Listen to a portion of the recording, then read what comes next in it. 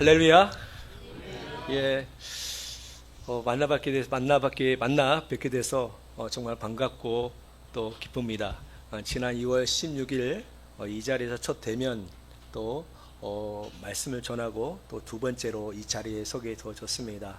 또 부족한 사람을 또 이렇게 또 담임 목사로 청병해 주시고 또 목양할 수 있는 귀한 직책과 기회를 주신 거 진심으로 감사를 드립니다. 이 모든 영광을 하나님께 올려드리고 또 우리 성도님들의 그 바람대로 또 이 산들교회를 잘 섬겨 나갈 수 있도록 최선 노력을 다하도록 하겠습니다. 오늘 취임식이지만 이 시간 취임식 예배보다도 거룩한 주일 하나님께 예배하는 날입니다. 이 시간 우리가 말씀을 통해서 오늘 또 우리에게 주시는 하나님의 말씀이 무엇인지 그 말씀을 우리 심령에 새기고 또 그 말씀 앞에 결단하고 또 우리의 삶에 또 부흥을 이뤄가는 그런 또 한 주간을 보낼 수 있었으면 참 좋겠습니다. 이 시간 사모하는 마음으로 이 말씀을 함께 받기를 원합니다. 오늘 함께 나눌 말씀은 방금 목사님께서 말씀하셨던 것처럼 우리 함께 부흥의 길로 나아갑시다라는 자의 말씀으로 함께 은혜를 나누고자 합니다. 많은 목사님들과 또 많은 교인들이 좋아하는 말이 부흥이라는 말이 아닐까 싶습니다. 과거 한국교회가 급성장할 때에 이 부흥이란 말을 참 많이 쓰곤 하였습니다. 어느 곳에 가든지 부흥하는 거, 교회가 부흥하고 또 우리의 심령이 부흥하게 되어지는 거, 그 모든 것들이 참 은혜스럽지 않습니까? 그렇기 때문에 많은 성도들이 이 부흥이란 말을 즐겨 사용하고 했던 것 같습니다. 그런데 언제부터인가 제 심령 가운데는 이 말을 사용함에 있어서 조심스럽게 사용해야겠다는 그런 마음이 들었습니다. 저 역시 부흥을 사모하고 원하지만은 부흥이란 말을 잘못 사용되어질 때가 많기 때문에 그렇습니다. 제가 부흥이란 말을 쓰는데 조심스러워하는 이유는 하박국서 말씀 때문입니다. 성경에서 부흥이라는 단어가 유일하게 등장하는 책이 바로 이 하박국서에서만 등장하는데 딱 한 번 부흥이라는 단어가 성경에 기록이 되어져 있습니다. 그리고 하박국 선지자가 사용한 부흥이라는 단어의 그 의미를 알면 우리가 흔히 쓰는 그런 부흥의 의미와는 그 의미가 좀 다르다는 것을 알게 되어집니다. 오늘 본문 3장 2절에서 나오는 부흥은 하박국 선지자의 기도의 첫 마디입니다. 여기서 하박국 선지자는 여호와여 주는 주의 일을 이 수년 내에 부흥하게 하옵소서, 이 수년 내에 나타내시옵소서, 그렇게 기도하면서 또 진노 중이라도 긍휼을 잊지 마옵소서라고 하나님의 긍휼을 구하는 기도를 드리고 있는 것을 볼 수가 있습니다. 그렇다면 하박국 선지자가 구한 부흥은 무엇을 의미하는 것일까? 당시 상황은 북왕국 이스라엘이 아수르라는 제국에 의해서 멸망을 당하게 되어지고 또한 이 아수르 제국은 바벨론 제국에 의해서 멸망을 당하게 되어집니다. 그런데 그 바벨론 제국이 근동 지역을 제패하면서 이 남유다도 위협을 가하게 되어지고 또 위태로운 상황 가운데 이 남유다 놓이게 되어집니다. 그런데 그런 가운데에 요시야 왕, 그러니까 남유다 왕이었던 요시야 왕이 무기또라는 지역에서 그 예고왕 누구와의 싸움을 하게 되어지는데 그 전쟁에서 전사하게 되어지고 그 뒤를 이은 왕들이 외세에 의해서 세워지고 바뀌는 일들이 반복되어지는 그런 상황 가운데 있었습니다. 정치적으로 매우 혼돈스럽고 또 시기적으로 매우 위태한 그런 시기 가운데 있었고 바벨론이 마음만 먹으면 그 남왕국 유다 또한 멸망시킬 수 있는 그런 위태한 상황 가운데 놓여 있었던 것이죠. 이런 상황에서 하박국 선지자가 구한 부흥은 무엇이었을까? 하나님, 우리나라를 지켜주시고 우리나라를 부강케 하여 주십시오. 적국 바벨론의 손에서 우리를 건져 주십시오라고 그렇게 기도했을까요? 물론 처음에는 그런 마음으로 그런 기도를 가지고 하나님께 나아갔습니다. 나라의 위기와 바벨론의 악행을 보면서 하나님께서 왜 이런 상황을 그냥 본체만체하고 계시는가? 왜 하나님께서는 우리의 민족을 이 위태한 가운데 놓이게 하셨는가라고 하면서 매우 혼란스러워하면서 기도의 자리로 나아갔던 것 같습니다. 그러나 하나님 앞에 엎드려 깊이 기도하는 중에 그가 깨닫는 게 있습니다. 그러면서 구한 것이 오늘 우리가 읽었던 바로 이 본문 말씀입니다. 여호와여 주는 주의를 이 수년 내에 부응하게 하옵소서. 이 수년 내에 나타내시옵소서. 진노 중에라도 긍휼을 잊지 마옵소서 하는 이런 기도를 하나님께 올리게 되어진 것입니다. 그렇다면 하박국 선지자가 구한 부응은 무엇이었을까? 하나님의 뜻이 이루어지는 기도를 올려드렸던 것입니다. 다른 것이 아니고 하나님의 뜻이 이루어지는 것, 그것이 부응이라고 이야기하고 있는 겁니다. 그렇다면 하나님의 뜻은 무엇일까요? 여러분, 하나님의 뜻이 무엇입니까? 이스라엘 백성들이 회개하고 하나님께 돌아오는 것, 그것이 하나님의 뜻입니다. 이스라엘 백성들은 하나님의 백성이라는 선민 의식만 내세웠지 실제로는 하나님을 버리고 바알과 아세라 등 온갖 우상을 섬기고 그런 악행과 불의를 행하면서 하나님께서 명하신 길과는 정반대의 길을 걸어갔습니다. 하나님의 뜻은 그들이 그 악행을 회개하고 하나님께 돌아오는 것이었습니다. 그것을 위해 아수르라는 채찍을 사용하셨고 지금은 바벨론이라는 막대기를 사용하셔서 그들이 돌아오기를 학수고대하고 계신 것이죠. 한마디로 말씀을 드리면 하나님께 돌아오라는 것입니다. 우리 인간은 참 어리석은 존재인지라 좋은 말을 할 때 참 돌아오면 좋겠지만 그러나 좋은 말을 해서 돌아오던가요? 그렇지 않습니다. 호되게 당하고 맞고 나서야 그때 정신을 차리고 돌아오는 것을 볼 수가 있습니다. 우리 인생 가운데 한 번쯤은 그런 경험이 있지 않습니까?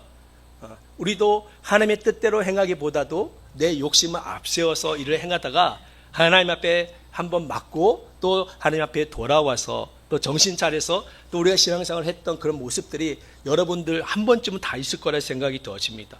이스라엘이 그런 경우에요. 물론 그들의 반역과 악행으로 인해 야기된 심판이지만 하나님께서는 바벨론의 막대기를 사용하셔서 이스라엘이 회개하고 돌아오기를 원하고 계신 것입니다. 그래서 다시 하나님께로 돌아와 하나님의 얼굴을 구하며 우리를 긍휼히 여겨달라고 기도하기를 원하신 것이고 그럴 때 하나님께서 그들을 회복시켜 주실 것입니다. 바로 이것이 하박국 선지자가 구한 부응이었습니다. 어떻습니까? 우리가 알고 있고 많이 쓰고 있는 그 부응이라는 단어와 좀 다르지요. 우리는 그저 교회가 커지는 것, 교회 성도들이 많아지고 성장하는 것, 교회 건물이 점점 더 높아지는 것, 이런 것들을 부응이라고 우리는 생각합니다. 그런데 오늘 성경은 그런 것을 가리켜서 부응이라고 말씀하고 있는 것이 아니라 진정한 부응은 하나님의 뜻이 이루어지는 것이다라고 이야기하고 있는 것입니다. 좀 더 구체적으로 말씀드리면 하나님께 돌아가는 것이고 하나님의 얼굴을 구하는 것이고 하나님께 기도하는 것입니다. 마틴 로이드 존슨 목사라는 분이 계셨습니다. 그분이 많은 책들을 집필을 하셨는데 그 저서 중에 대표적인 저서 중에 하나가 부응이라는 책이 있습니다. 그 책에서 부응에 대해서 다음과 같이 정의를 내립니다. 부응이란 영광 가운데 계시는 하나님의 얼굴을 구하는 것이고 그분께 돌아가는 것이며 그분께 기도하는 것이다. 이렇게 정의를 내렸습니다. 부응이란 무엇인가에 대한 정의를 가장 성경적이고 명확하게 그 정의를 내리지 않았나 싶습니다. 부응은 영광 가운데 계시는 하나님의 얼굴을 구하는 것이고 하나님께 돌아가는 것이고 하나님께 기도하는 것입니다. 이것이 부응의 본질입니다. 오늘 본문에 나오는 부응이란 말의 히브리어 단어는 하이예후라는 단어를 사용하고 있는데 이 단어는 살다라는 그런 단어와 또 생명이라는 단어와 깊이 관련이 있는 단어입니다. 그러니까 부응이란 다시 사는 것, 다시 살아나는 것이라고 할 수가 있습니다. 그래서 영어에서는 이 부응을 리바이벌이라는 그런 단어를 사용하고 있습니다. 역시 살아나는 것을 뜻합니다. 그렇다면 다시 산다, 다시 살아난다는 것은 무엇을 뜻하는 것일까요? 이것은 어떤 부활의 의미와 부활이라는 그런 의미를 가리키는 걸까요? 부활의 의미와는 좀 다른 의미가 담겨져 있습니다. 부흥은 대상이 있습니다. 어느 대상 앞에서 다시 사는 것입니다. 여러분, 그 대상이 누구일까요? 바로 전능하신 하나님이십니다. 하나님 앞에서 다시 사는 것, 하나님 앞에서 다시 살아나는 것, 이것이 부흥이라고 이야기하고 있는 겁니다. 그래서 부흥은 하나님께로 돌아가는 것입니다. 그 죄를 회개하고 완전히 돌이켜서 하나님께로 돌아갈 때에 다시 살 수 있습니다. 이것이 바로 부흥이라는 것이죠. 그런데 마틴 로이드 존슨 목사는 왜 이것을 두 번째로 넣었을까? 하나님께로 돌아가는 것을 첫 번째로 두지 않고 왜 두 번째의 순서에 집어넣었을까? 부흥은 우리가 하나님께로 돌아가 다시 사는 것인데 왜 이것을 처음이 아니라 두 번째로 넣었느냐는 거죠. 왜 그랬을까요? 왜 영광 가운데 계시는 하나님의 얼굴을 구하는 것이 첫 번째일까요? 제가 생각할 때에 그냥 이 순서를 그냥 생각나는 대로 집어넣은 것이 아니라 깊이 있는 기도 중에 그가 깨달은 바가 있어서 그렇게 순서를 정하지 않았나 싶습니다. 부흥이 우리가 하나님께 돌아가는 것임에도 그 첫째가 하나님의 얼굴을 구해야 하는 이유는 우리에게 힘이 없기 때문입니다. 우리의 죄와 불순종과 악한 행위를 돌이켜 하나님께 돌아가야 하는 것이 옳지만은 그렇게 할 만한 힘이 우리에게는 없습니다. 하나님께 돌이켜야 할 그럴 만한 힘이 저와 여러분에게는 없기 때문에 우리가 제일 먼저 하나님께 구해야 할 것이 있다면 그것은 다름이 아닌 하나님의 얼굴을 구하는 것이라고 이야기하고 있는 것입니다. 여러분, 그렇지 않습니까? 우리 모두는 하나님께 돌아가고 싶은 마음이 간절히 있어요. 나의 믿음 없음과 순종하지 못함과 걸어가지 못함과 하나님 보시기에 합당하지 않은 것들이 그 모든 것들에서 돌이켜서 하나님께 돌아가고 싶은 간절한 마음이, 간절한 소망이 우리 안에 있어요. 설교를 들을 때 그런 마음이 생기고 우리 하나님의 말씀을 읽고 그 말씀을 묵상할 때에 그런 생각이, 그런 감동을 받게 되어집니다. 그런 마음이 전혀 없는 것이 아니란 말이죠. 하나님께 돌아가서 하나님 앞에 바르게 서는 그런 사람이 되고 싶은 마음이 저와 여러분들 마음속에 있을 거란 말입니다. 문제는 뭡니까? 문제는 뭐예요? 내 안에 그런 만한 힘이 없다는 거예요. 저와 여러분들의 그렇게 그 소망을 이뤄갈 만한 힘이 우리에게는 없습니다. 마음은 있는데 힘이 없어요.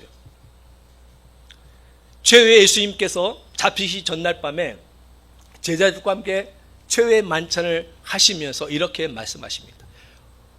오늘 밤 너희들은 날 다 버리고 다 도망칠 것이다. 심지어 베드로에게는 오늘 밤 닭 울기 전에 네가 나를 3번 부인하리라고 말씀을 합니다. 그 말을 들은 베드로가 어떻게 항변합니까? 무슨 말씀이세요, 예수님? 여기는 사람들이 다 주님을 버리고 떠날지어도 저는 절대로 주님을 버리지 않을 거예요. 절대로 주님을 부인하지 않을 거예요. 주님과 함께 죽을 거예요. 그렇게 호언장담하면서 자신을 과신하면서 이야기하죠. 그런데 어떻습니까, 여러분? 주님께서 잡히실 때에 모두가 다 떠나갔어요. 심지어 베드로는 예수님께서 말씀하신 바처럼 3번 부인하고 심지어 주님을 저주하기까지 하지 않았습니까? 예수님께서 겟세마네 동산에서 깨어있지 못하고 잠에 빠진 제자들에게 이렇게 말씀하십니다. 마음은 원이로되 육신이 약하도다. 마음은 원이로되 육신이 약하도다. 그 말씀처럼 우리 안에 마음은 있는데 그렇게 할 만한 힘이 없어요. 우리에게 있는 힘은 너무나 미약하고 너무나 약합니다. 이것이 문제라는 것이죠. 혹 힘이 있다면 그 반대의 경우가 더 많아요. 믿음보다는 의심과 불신을 흐르는 경향이 참 많습니다. 말씀에 대한 순종보다는 말씀을 까맣게 읽거나 그 말씀을 무시하면서 불순종하며 살아가는 경우들이 참 많이 있습니다. 용서하고 사랑해야 한다는 것을 알지만 실제로는 그렇지 못합니다. 오히려 더 오해하고 미워하고 정죄하고 사랑하지 못합니다. 거룩하고 구별된 삶을 살아가야 한다는 건 알지만 실제는 어떻습니까? 세상 사람들과 똑같이 욕심과 정욕과 거짓과 헛된 것들에 붙들려서 그렇게 살아가고 있지는 않습니까? 그것이 우리의 인생이 아닙니까? 우리에게 마음은 있을지라도 정작 그렇게 할 만한 힘이 없다는 것이죠. 이것이 문제입니다. 그렇기 때문에 먼저 하나님의 얼굴을 구해야 한다는 거예요. 우리가 정말 하나님께서 원하시는 부흥, 하나님께 돌아가 하나님 앞에 바르게 서는 사람, 하나님 앞에 사는 사람이 되려면 하나님의 얼굴을 구해야 합니다. 여러분, 하나님의 얼굴을 구한다는 것은 하나님의 긍휼을 구한다는 그런 뜻입니다. 우리가 정말 우리의 죄와 잘못된 습관들과 그런 악한 행위들을 돌이켜서 하나님께 돌아가고 하나님 앞에 바로 서고자 한다면 하나님의 긍휼을 구해야 합니다. 하나님의 도심을 구하고 그분의 은혜를 구하고 그분의 능력을 구해야 합니다. 감사하게도 참 좋으신 우리 하나님은 우리의 체질을 잘 아십니다. 우리가 진토임을 잘 아십니다. 우리가 얼마나 나약하고 연약한 존재인지를 잘 아십니다. 시편 103편 14절에서 15절에서 다윗은 이렇게 고백합니다. 우리 다 같이 함께 읽어볼까요? 이는 그가 우리의 체질을 아시며 우리가 단지 먼지뿐임을 기억하심이로다. 인생은 그날의 풀과 같으며 그 영화가 들의 꽃과 같도다. 하나님께서는 우리의 체질을 너무나 잘 아십니다. 우리가 먼지뿐임을, 우리가 흐르고 돌아갈 존재임을 우리 하나님 너무나 잘 아셔요. 우리가 얼마나 나약하고 연약하고 너무나 미약한 존재인가를 우리 하나님 너무나 잘 아십니다. 그렇기 때문에 하나님은 우리를 긍휼히 여기십니다. 시편 103편 14절 15절 우리가 방금 읽었지만 그 앞절에 8절부터 14절 말씀에 보면 이런 말씀이 있습니다. 우리 다 같이 다시 한번 읽어보겠습니다. 시작. 여호와는 긍휼이 많으시고 은혜로우시며 누하기를 더디하시고 인자하심이 풍부하시도다. 자주 경책하지 아니하시며 노를 영원히 품지 아니하시리로다. 우리의 죄를 따라 우리를 처벌하지는 아니하시며 우리의 죄악을 따라 우리에게 그대로 갚지는 아니하셨으니 이는 하늘이 땅에서 높음같이 그를 경외하는 자에게 그의 인자하심의 그심이로다. 동이 서에서 먼 것 같이 우리의 죄가를 우리에게서 멀리 옮기셨으며 아버지가 자식을 긍휼히 여김같이 여호와께서는 자기를 경외하는 자를 긍휼히 여기시나니 이는 그가 우리의 체질을 아시며 우리가 단지 먼지뿐임을 기억하심이로다. 아멘. 여러분 한번 보십시오. 우리 하나님은 어떠하시다? 우리 하나님은 어떠하시다? 긍휼이 많으시고 은혜로우시며 누하기를 더디하시고 인자심이 풍부하십니다. 그분이 누구세요? 오늘 저와 여러분들이 믿는 전능하신 우리 하나님이십니다. 그래서 자주 경책하지 않으신다고 말씀하고 있는 거예요. 우리를 자주 꾸짖지 아니하시고 노를 영원히 품지 않으신다고 이야기하고 있습니다. 만약 하나님 우리를 긍휼히 여기지 아니하시고 우리가 죄를 범할 때마다 책망하시고 진노를 바라서 심판하신다면 오늘 저와 여러분 어떻게 되겠습니까? 오늘 저와 여러분들 오늘 이 자리에 있을 사람 아무도 없을 것입니다. 제가 100% 장담합니다. 오늘 이 자리에 있을 사람 아무도 없을 거예요. 그러나 오늘 우리가 이렇게 살아있고 저와 여러분들이 하나님의 자녀로 이방이 되어지고 그런 은혜를 입게 되어진 것을 보게 되면 확실히 하나님은 긍휼이 많으시고 은혜로우시고 누하기를 더디하시고 인자심이 풍부하십니다. 이렇게 좋으신 우리 하나님을 어찌 찬양하지 않을 수 있겠습니까? 아멘이십니까? 오늘 시편 103편 13절에 보면 하나님은 마치 아버지가 자식을 긍휼히 여기는 것처럼 당신을 경외하는 자를 긍휼히 여기신다고 말씀하고 있습니다.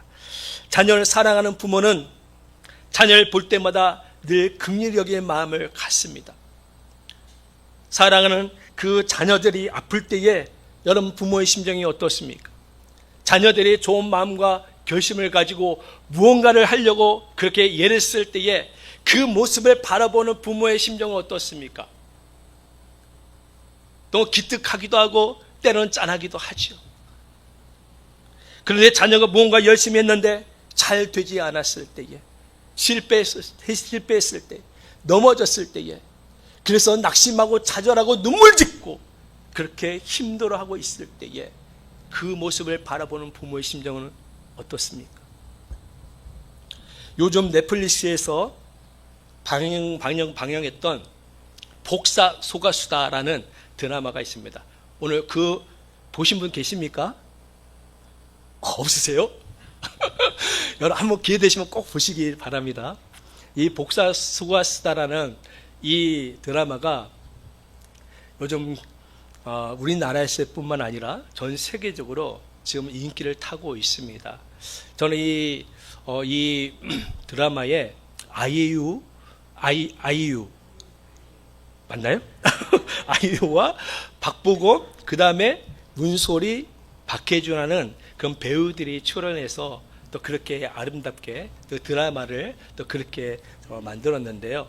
그 복사수가수다라 그 드라마를 보면서 참 저는 많은 눈물을 흘리면서 감동 있게 보게 되어졌습니다.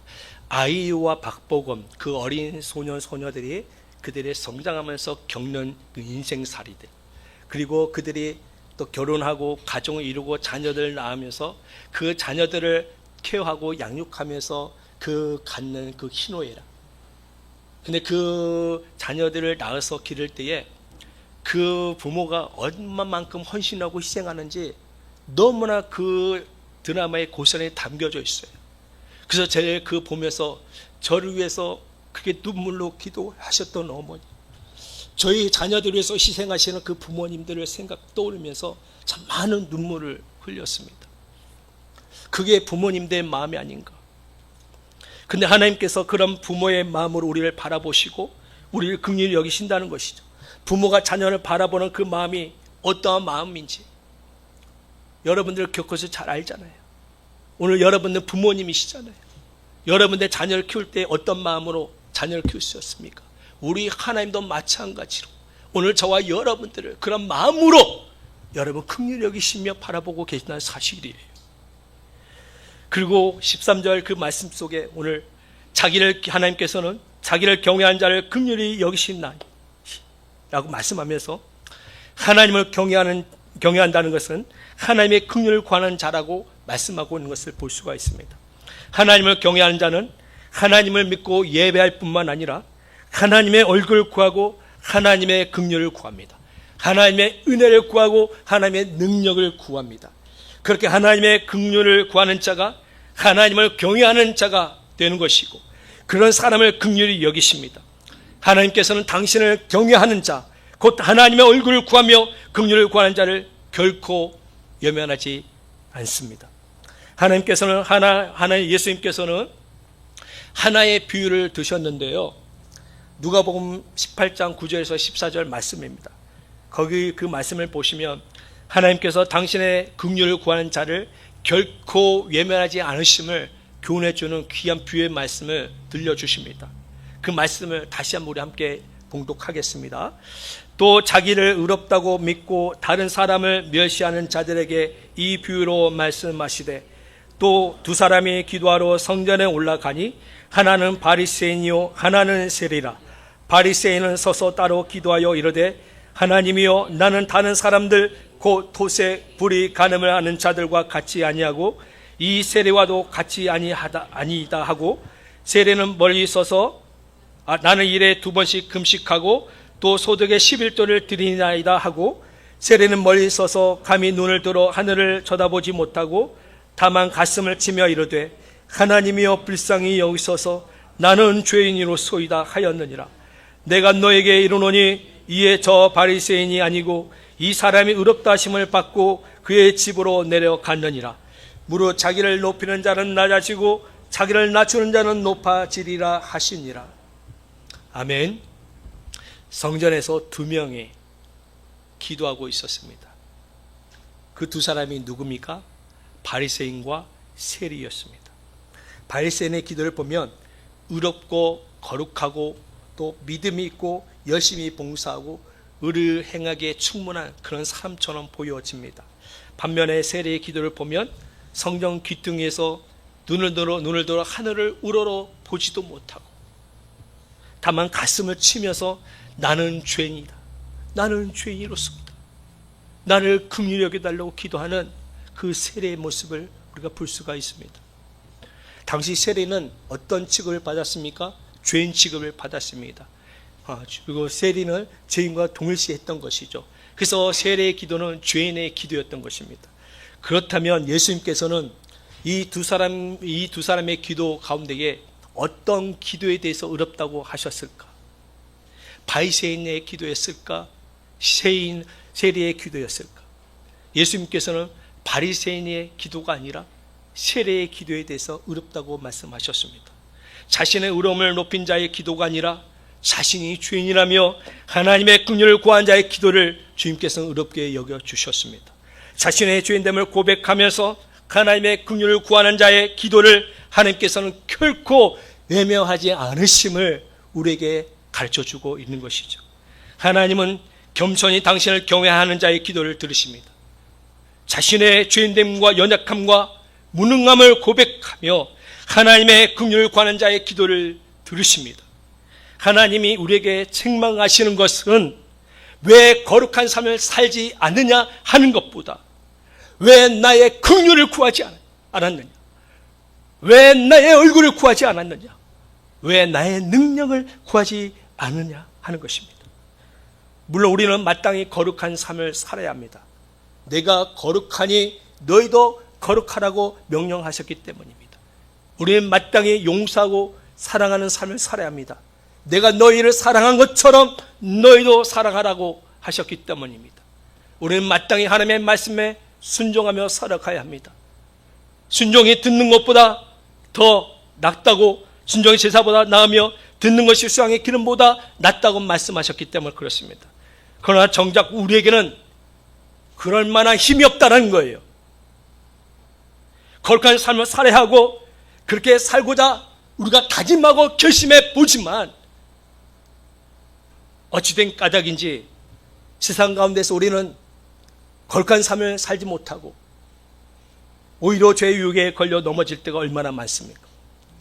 마땅히 용서하고 사랑하는 삶을 살아야 하고 그렇게 살아가겠다고 결단하고 결심해 보지만 어찌된 영문인지 우리 안에는 상대방을 정죄하고 판단하고 미워하고 용서하지 못하고 거절하고 무시하고 인색하고 상처 주는 경우가 더 많은 경우가 많습니다. 마땅히 하나님의 말씀을 듣고 순종하는 삶을 살아야 하고 그런 결심도 해보지만 어찌된 까닭인지 세상에서 우리의 삶은 말씀과 너무나 동떨어진 삶을 살아가고 있는 것을 보게 되어집니다. 무엇이 하나님께서 원하시는 삶인지도 무감각한 채로 내 욕심대로 내 멋대로 세상의 유혹대로 내 안의 죄성에 이끌려 살아갑니다. 그렇게 넘어지고 불순종하고 깨지고 막에 종로 타며 살아가는 것이죠. 이것이 우리의 실존이요, 이것이 우리의 현실입니다. 거룩한 삶을 살고 싶은데 내 안에 거룩의 능력이 없어요. 용서하며 사랑하며 살고 싶은데 내 안에 사랑의 능력이 없어요. 하나님의 말씀에 순종하고 하나님 나라와 의를 위해 살아가고 싶지만 내 안에 순종의 능력이 없어요. 능력이 있어도 너무나 미약하고 너무나 약해요. 저와 여러분들에게는 그만한 능력이 없습니다. 그렇기 때문에 하나님의 얼굴을 구하며 하나님의 긍휼을 구하며 하나님의 능력을 구해야 한다는 것이죠. 하나님께서는 우리가 그러한 체질이며 그토록 연약한 존재라는 것을 아시기 때문에 그렇습니다.